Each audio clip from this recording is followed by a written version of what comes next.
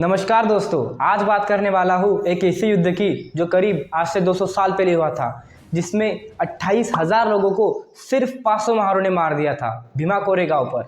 जी हाँ, मैं बात कर रहा हूँ the battle of Bhima Koregaon.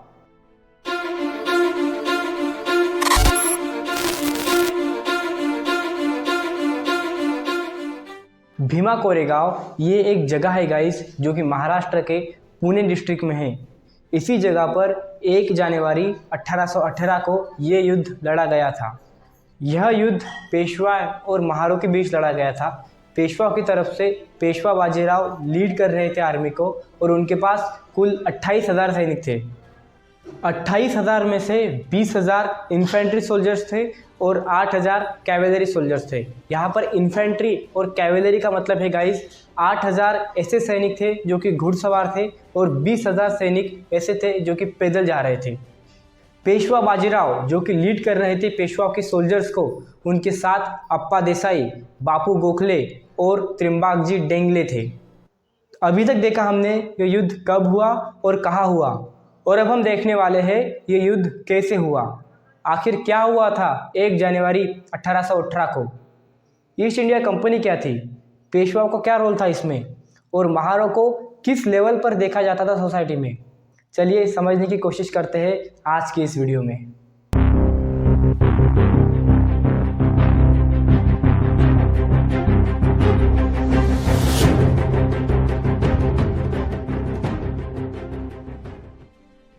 जनवरी 1818 ये दिन कोरेगांव के संघर्ष का दिन है, जिसमें महारों ने ब्राह्मणवादी पेशवाओं को धूल चटा दी थी। बात है 1 जनवरी 1818 के पहले की। ईस्ट इंडिया कंपनी को भारत में अपनी सत्ता विस्तार के लिए पेशवाओं को हराना बहुत ज़रूरी था। ऐसे में अंग्रेज़ों ने पेशवाओं के खिलाफ अपनी युद्ध नीति तैयार कर ली थी। महार जाति के लोग अपनी कदकाठी और वीरता के लिए प्रसिद्ध थे। उनमें से कुछ महार पेशवाओं के साथ अंग्रेज़ों के खिलाफ सेना में भर्ती होने के लिए आग्रह किया, लेकिन पेशवाओं ने अपनी जिद पर अड़े रहकर महारों का इस आग्रह को ठुकरा दिया। जब ये अंग्रेज़ों को पता चला, तब उन्होंने महार जाति के लोगों का सहारा लिया। जब अछूत लोगों को अंग्रेज़ी सेना में नौकरी मिली, तो बेहतर जीवन और इज्जत के लिए ये अंग्रेज़ी सेना में शामिल हो गए। इसके परिणाम स्वरूप जो संघर्ष हुआ वो देश के इतिहास में दर्ज है। जैसे कि मैंने आपको पहले बताया, इस युद्ध में 500 महार और 28,000 पेशवे थे। यहाँ पर आप देख सकते हो कि उस समय कैसे जुल्म होते थे।